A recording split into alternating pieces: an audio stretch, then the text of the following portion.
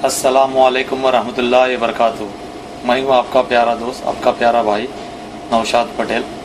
मैं आप लोगों से कुछ पूछना चाहता हूँ, कुछ कहना चाहता हूँ। क्या आज सुबह में आपने फजर की नमाज़ पढ़ी?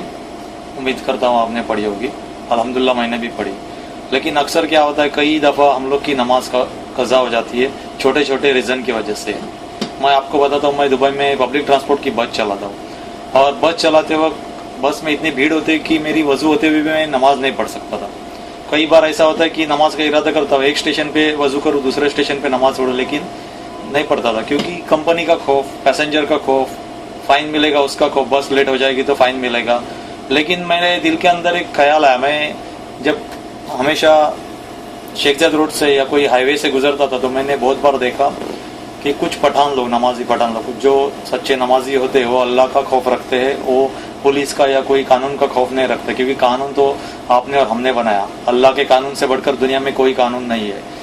एक शेख ज़ायद रोड के ऊपर या फिर एमिरेट्स रोड के ऊपर मैंने बहुत बार देखा कि पठान लोग जो रहते हैं, वो हम लोग तो पठान लोगों के बारे में बुला भरा करते, कोई जोक बनाता है, कोई भी क्या, लेकिन अल्लाह के सामने नमाजी पठान की कितनी अहमियत होगी सोचो। बहुत सारे पठान लोग ऐसे, आज़ान हो गई, येलो लाइन क्रॉस करके अपनी गाड़ी साइड में लगाते हैं। आपको मालूम है दुबई में येलो लाइन क्रॉस करने का 610 दिरहम फाइन है। उसका खौफ नहीं रखते क्योंकि वो लोग अल्लाह का खौफ रखते और अपनी अजान की आवाज़ सुनने के बाद में गाड़ी साइड में लगा के जाय नमाज बिछा के 10 मिनट लेके पूरी नमाज पढ़ते येलो लाइन क्रॉस करके। अल्लाह ताला उनको बचाता है, ना कोई पुलिस वाला आके उनको फाइन देता है, ना कोई उनको मुश्किलात आती है, क्योंकि नमाजी की अल्लाह ताला हिफाजत करता है। यही चीज़ मैंने बहुत बार नोट की और अपने अंदर एक जज्बा पैदा किया कि जब एक पठान, कम पढ़ा लिखा आदमी इतना अल्लाह का खौफ रखता है कि उसको कंपनी का डर नहीं है, मैं क्यों डरता हूँ? मैं फुल बस भरी हुई अंदर, फुल पैसेंजर से भरी बस के अंदर नमाज क्यों नहीं, मेरी नमाज क्यों कज़ा होती? तो मैंने एक बड़ा रुमाल साथ में रखता हूँ और ये जो सामने जो जगह दिख रही है, ये पैसेज है गेट के पास, यहाँ तक पैसेंजर रहते हैं। ये लाल एरिया में, रेड लाइन में किसी को आने को अलाउ नहीं है। यहाँ पे मैं अपना रुमाल बिछा के नमाज पढ़ लेता हूँ। सबसे पहले मैं अनाउंस करता हूँ, फुल पैसेंजर, बड़ी बस के अंदर 105 पैसेंजर रहते, फुल भरी हुई बस के अंदर मैं अनाउंस कर लेता हूँ कि 5 मिनट या 3 मिनट या 4 मिनट में बस के लिए रुकूंगा और तब तक के लिए सॉरी। और मैं अपनी नमाज मुकम्मल करके फ़र्ज़ नमाज पढ़ के बस ट्रिप निकलता हूँ। उसके बाद में मुझे कभी कोई कॉल आया, ना कोई फ़ाइन मिला, ना कुछ। और इसके पहले मैं कितना डरता था कि बस लेट करूँगा तो मुश्किल आएगी। अगर हम लोग दिल में इरादा करेंगे तो अल्लाह ताला मदद करता है। मैं आप लोगों से भी गुजारिश करता हूँ, नमाज कभी मिस मत करो। कितने ऐसे डॉक्टर्स है, इंजीनियर्स है, कितने पढ़े लिखे एजुकेटेड लोग हैं। अगर आपने डॉक्टरी की, इंजीनियरिंग की, अकाउंट सीखा, सीए बने, उसका कुछ फ़ायदा अगर आप बेनमाजी रहेंगे तो? अल्लाह के सामने एक बेनमाजी डॉक्टर, बेनमाजी इंजीनियर, बेनमाजी अकाउंटेंट कुछ अहमियत नहीं, लेकिन वही अगर डॉक्टर नमाजी होगा तो उसके अंदर पूरा दीन आ जाएगा। जब लोगों को दवा दे देगा तो क्या कहेगा? ओके, सुबह में एक गोली, दोपहर में तो एक गोली और रात को नहीं।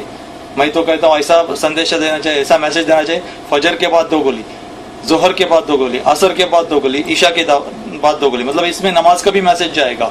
दूसरी बात है, एक अकाउंटेंट है या कोई भी है, अगर बेनमाजी अकाउंटेंट रहेगा या बेनमाजी ड्राइवर रहेगा तो अल्लाह के सामने कुछ भी नहीं, आपका एजुकेशन कुछ वैल्यू नहीं। उसके साथ में आपकी नमाज रहेगी तो आपकी डिग्री भी काम आएगी यहाँ भी और आखिरत में। मैंने कल एक वीडियो देखा जिसके अंदर एक टावर क्रेन ऑपरेटर इतनी ऊंचाई के ऊपर टावर क्रेन के ऊपर नमाज पढ़ रहा था। मैं देख के हैरान रह गया कि उसको इतनी ऊंचाई से गिरने का डर नहीं है, ना ही उसको कुछ खौफ है कि कोई कंपनी वाला उसको क्या बोलेगा। उसकी वजह से नीचे ट्रक या जो भी लोडिंग अनलोडिंग होता होगा उसका काम रखा, उस आज़ान की आवाज़ सुनते उसने नमाज चालू की होगी। मतलब अल्लाह का खौफ है, उसको ऊंचाई से गिरने का डर नहीं है। ऐसी छोटी छोटी बातें, कितने अनपढ़ लोग नमाज को कितनी अहमियत देते, हम लोग एजुकेटेड लोग होके हम लोग दीन से क्यों पीछे? नमाज के ऊपर ध्यान दे दो। कोई मैं नई बात नहीं बता रहा, सबको पता है कि 5 वक्त की नमाज फ़र्ज है, लेकिन हम कोताही करते हैं छोटे छोटे रीज़न से। आप कौन सा भी ऑफिस में काम करो, मैं दावे के साथ करता हूँ, अगर आपका बॉस हिंदू है या फिर क्रिश्चियन है या कोई और जात का है, और अगर आप उससे 5 मिनट नमाज के लिए मांगे, मैं गारंटी के साथ कहता हूँ 5 मिनट आपको खुशी से दे देगा। इस्लाम के बारे में लोगों की गलतफहमियां दूर हो चुकी है। इस्लाम को लोग लाइक करते हैं, अदर कम्युनिटी के लोग भी लाइक करते हैं। आपको नमाज के लिए पूरा वक्त दिया जाएगा। आपको पता है इसके बारे में, एपीएमसी मार्केट के अंदर हिंदू लोगों की दुकानें जुम्मा की नमाज को बंद होती है। इतने बड़े बिजनेसमैन सब अपना होलसेल का मार्केट पूरा बंद रखते हैं सिर्फ मुसलमानों को नमाज पढ़ने के लिए, जगह देने के लिए। जब एक हिंदू भाई मुसलमान को नमाज पढ़ने के लिए अपना शटर बंद रख सकता है, अपना कारोबार बंद रख सकता है, तो हम क्यों नहीं अपनी गाड़ी साइड में क्यों नहीं लगा सकते, अपने दरवाजे दुकान के क्यों बंद नहीं कर सकते, 5 मिनट या 10 मिनट नमाज के लिए क्यों नहीं रख सकते। ऑफिस में है तो आप ऑफिस का अगर बॉस नहीं मानता है तो आप अपना काम खत्म होने के बाद में 10 मिनट ज्यादा काम करो, 20 मिनट ज्यादा काम करो, नमाज के लिए 5 मिनट ले लो, जय नमाज साथ में रखो, कि कौन सी बड़ी बात है। नमाज छोटे छोटे रीजन के लिए हम लोग कज़ा कर देते हैं, वही बच्चे हमारे सीख जाते हैं। अगर हम छोटे बच्चे रहते, हम लोग को मगरिब की नमाज को ऐसे गांव में बराबर जाते, दूसरी 5 वक्त की नमाज को क्यों नहीं जाते।